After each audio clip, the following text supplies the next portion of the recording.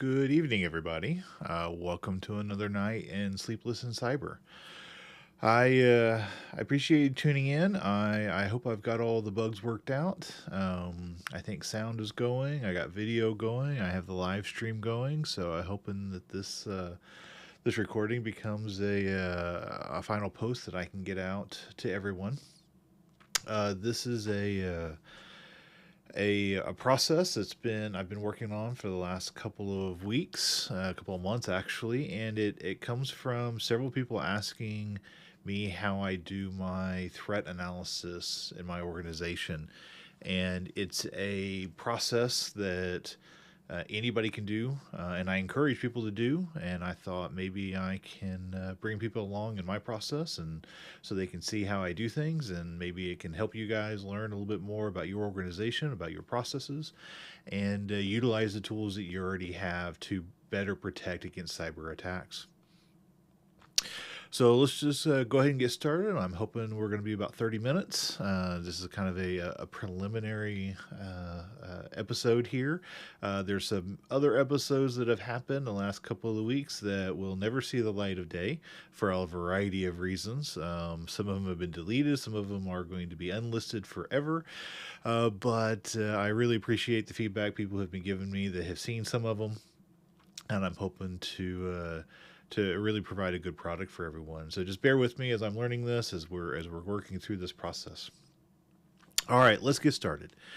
So when we talk about threat analysis, threat intelligence, threat analysis, risk management network, there's a lot of different things that we call it. And ultimately it's this. We have people attacking us on our networks, on our systems. We have to defend against it. And our job is to implement security controls around the things that we do to prevent those attacks from getting in.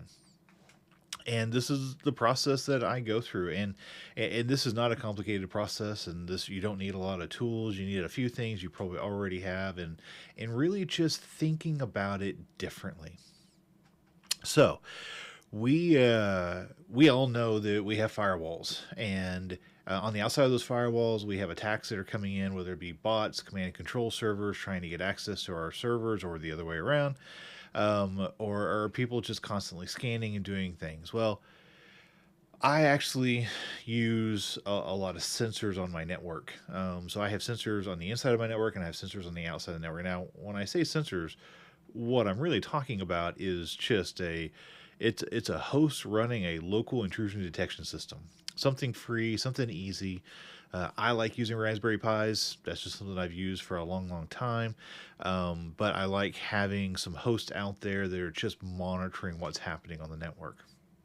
I have one host that I have on the outside of our firewall, and it's specifically there to see attacks from the outside. So that's what I'm going to start with today. So let me switch over so you guys can see what I've got going on here. So this host, and I'll talk more about these in another episode if people are really interested in it, but this host is capturing and providing me the top 25 attackers that host sees based on its signature list, or on its intrusion detection rules. And I grabbed the today's, or yesterday's actually, since it just moved over to the 25th. And I grabbed a few days ago, and I've got this constantly going to a text file so I can see every day what the top hosts are. As I'm looking at this, there's a couple of things that stand out. Now, please understand that this intrusion detection is an open source IDS, and it's really just kind of looking through the firewall logs and seeing what it sees and that matches a rule set that it has. But one of the things that really stands out to me is the different countries that I watch every day. I look to see which countries are attacking us, and it changes. Back a few months ago, there was a lot of attacks coming in from Russia and Ukraine.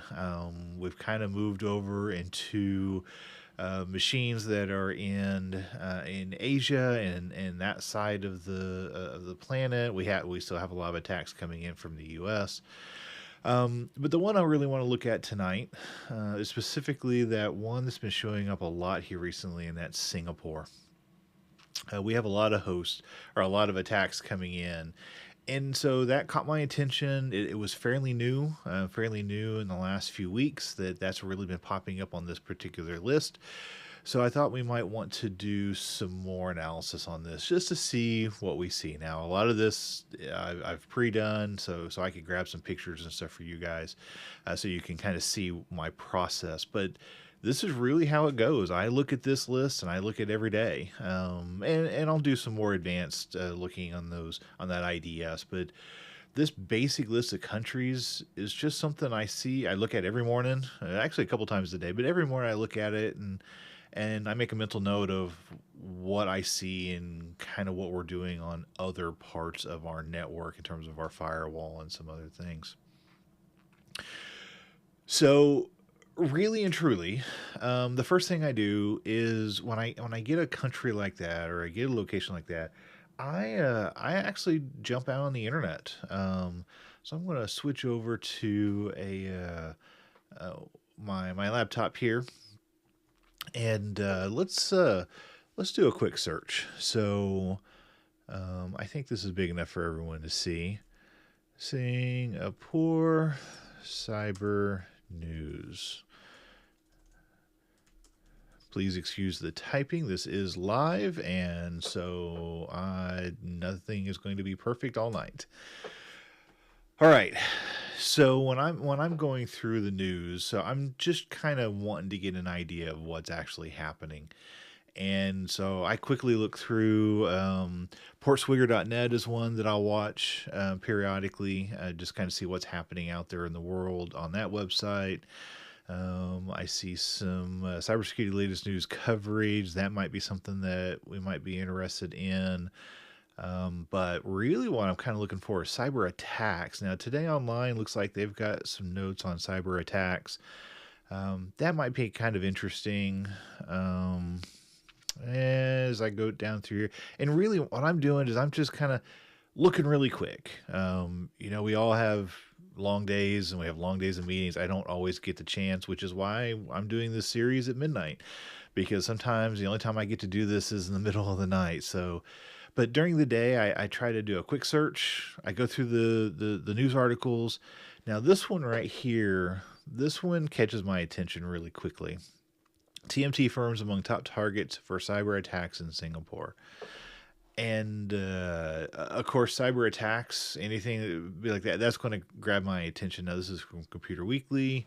And what TMT is technology, media, and telecom. So it looks like from July 25th, there's an article out there about how the TMT is being specifically targeted by attackers, and other businesses are lucrative targets for malicious actors, and their services penetrate and empower almost every aspect of society and digital. Okay, so based off this article, we can see attackers are going after their telecommunications, their media, their telecom. What that really tells me is they're going after resources. Maybe those resources are computer networks, maybe access, maybe pipes, internet pipes, ISP connections. And maybe they're using that to connect to other technology vendors, maybe a supply chain attack or something like that. But this is interesting to me. They also say, okay, well, right here, it says whose bandwidth and computer usage can be used to build botnets. Okay, so that right there, that's what catches my attention right now. And that's something that when I think about my network, I've got a lot of computers on my network. I'm thinking about, well, are any of my hosts actually connecting to botnets over in Singapore? Now, I know Singapore is hitting us. When we look back at this IDS, I know they're trying. They're coming inbound to our network, but I'm really curious on whether or not things are going outbound. So at this point, what I would do, and this is what I did do a little bit earlier when I was grabbing the screenshots, is I'm going to look at our external firewalls. So I'm going to switch back over here, and I'm going to get you into the next setup here. So if you've got a firewall, and most organizations do, what I looked at is traffic. If you've got a SIM, if you've got a variety of tools out there that will give you some of this threat intelligence, you may not have to do this process. But I'm really thinking about that organization that may not have those tools, and they're really looking at the basics of this. So every organization should be able, if you've got kind of the minimum baseline of security, and that's a firewall, it's a network, maybe even firewall on a local host on your Windows box or your Linux box or your Mac. These are the types of things you can still do. You just need to look at the inbound and outbound traffic. Now, on the firewall, let me tell you what I did on this. So I looked on the firewall and I said, okay, I want to know. Now, I know inbound. We know they're coming inbound, but I want to look on outbound. So I did a filter that is destination outbound to Singapore. And well, honestly, there's a lot. When you're looking at the network logs, outbound traffic, there's a lot. And there's a lot of different things. So when I look at this, I see there's a lot of ping. There's some DNS and things. Now, pinging outbound, yeah, that's concerning to me, maybe for a different reason, but really I want to kind of filter through all this stuff, and I want to get down to some really good information that I can make some decisions on. So I'm looking at this, and honestly, while ping is important, and in anything that's doing like a heartbeat outbound is something I'm going to think about, I'm going to ignore that right now. So I'm going to switch this over, and I'm going to remove anything on the ping side that's outbound to see what else I'm seeing. I'm really just kind of filtering through the chaff. Get rid of some stuff and see if it's giving me some good information. Now, in this case, so this is a filter. Now, I've redacted a lot of information here because I don't want to show real information from my organization out on the public internet, but some of this information is really useful, so I think it's important for you to see it. So when I'm looking at this, I'm seeing a couple different things. I'm seeing outbound destination is Singapore. There's a whole bunch of ports. Now, I am seeing a lot of 53s, of course, that's DNS. I'm seeing some other random ports. Some of them SSL. Maybe that's a website. Maybe an alternate port for a website. Maybe some other traffic. But the reality is, I've got a big network, and that network, we have a lot of machines on there doing a lot of stuff. We have student machines. We've got staff machines. We have IoT networks. We have a variety of other things. So I want to filter down even more. So one of the things that I'm kind of worried about is specifically if I've got servers that are talking outbound to Singapore. So that's one of my normal rules. That's one of my normal filters, is to look at anything coming from our data center network. And of course, that is that's a zone on our firewall. We have it divided out so we can kind of see what's happening between zones. So the next scan I did on our firewall is specifically data center outbound, or our server network outbound to the internet. And this is where this process really starts to get interesting for me, and really it should be for you, because now we've kind of cleared out a lot of the miscellaneous connections and the pings and maybe some websites and random stuff on your network. Now we're getting to the core. So let's talk about what this filter really is. This is if I've got any servers that are talking outbound to Singapore, which is, I know, a current threat to our network. What is it doing? So here it is. Here is a list of machines, and of course this is just a little snippet. And I would go through all of these lists over the last 30 minutes, an hour, however, depending on how many logs are in the firewall logs. But there's a couple of things here that are very interesting to me. Number one, everything is DNS. So when you look at the 2-port, it is DNS. Now, it's either DNS based or not applicable in terms of the application. And depending on your firewall and depending on what kind of traffic it is, it may or may not know what that is. But to the 2-port, it's interesting to me. It's a lot of different hosts that is going to the destinations. It's all going to the Singapore. But if you look over on the rules, there are two, or the column where it had the rules, there are two that are really interesting to me. And that's deny server outbound international on two of them. Now, what you can't see is actually the source IP. And of course, again, I redacted that because I don't want to show that. But effectively what this is I have a server. There is a server on campus that is going outbound traffic to Singapore. Our firewall is blocking it because I've got specific rules in place to prevent outbound international traffic. But it's trying. That concerns me. Now, there's other stuff here that I look through, and it's less of a it's DNS, regular DNS traffic. But those two servers are hitting an outbound block for international traffic. That I'm really concerned about. That's something that I'm now going to start mentally processing of, okay, what are these servers? What are they doing? What do I need to do to go figure out what they are?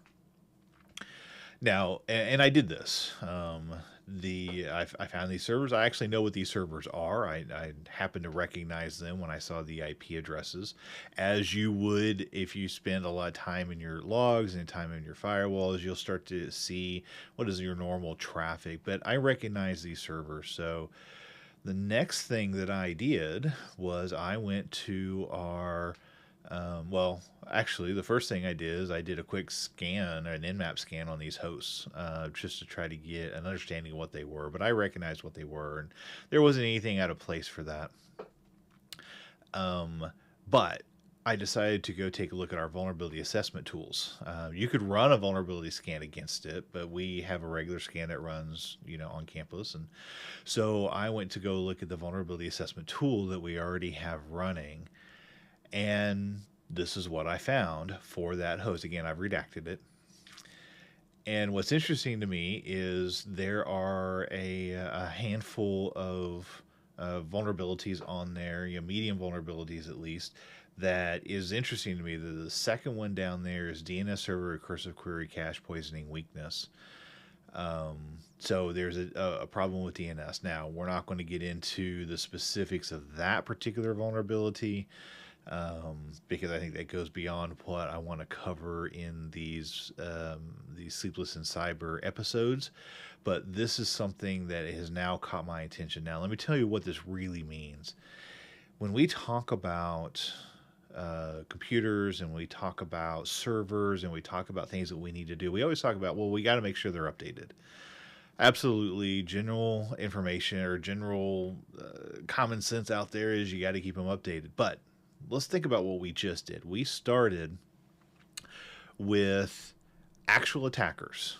These are attackers that are trying to get into our network. And we went through the process of looking for real problems that is tied to possible attackers or attacks hitting our network, and more specifically things that are hitting a risky part of our network. So server networks, or maybe it's user networks or critical infrastructure or information. So we have now tied a specific threat or a specific risk out there to possibly a specific vulnerability. Now, from a CISO perspective, what decisions are you now trying to make?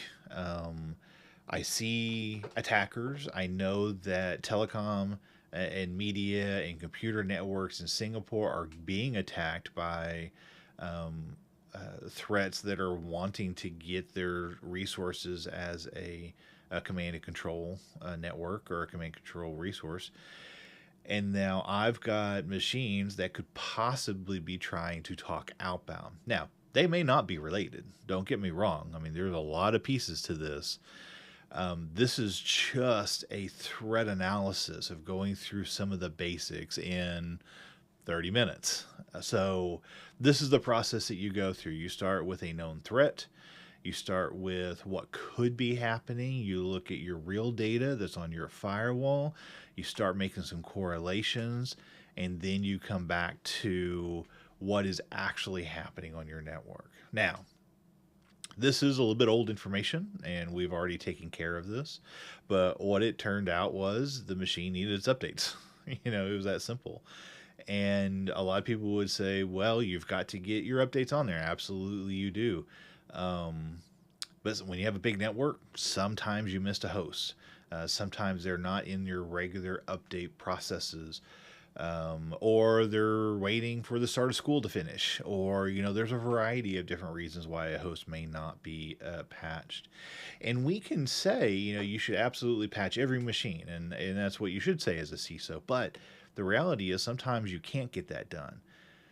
This process, this is a bit more realistic in terms of looking for specific threats, specific vulnerabilities, and then evaluating that risk for your organization.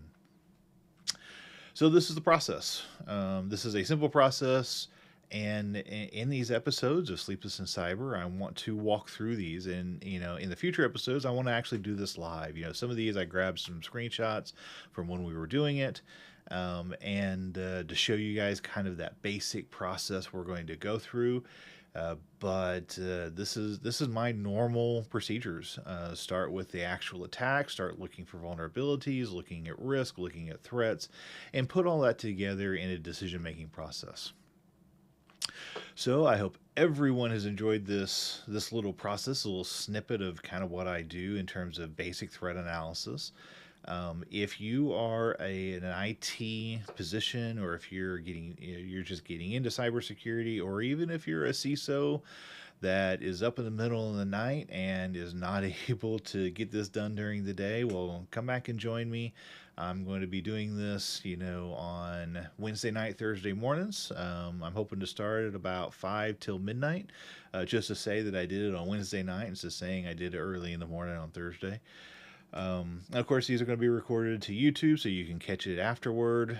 Maybe if people like this stuff, I'll figure out how to get this sent over to a podcast so you can listen to it. I'm hoping these won't be too long. I want to keep these short and easy so people can get some sleep in the middle of the night. I don't sleep very much. I spend a lot of time doing this, and I thought maybe I could share some of what I do with you guys, so maybe you guys can get a little bit more sleep.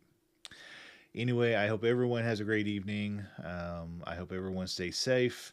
This is a long process in terms of protecting our networks and protecting our organizations, and I think as everybody, if we can get better, if we can grow, it becomes a little bit easier. So, all right, you guys have a great night. I'm going to figure out how to close down this live stream, and I will catch you guys next week.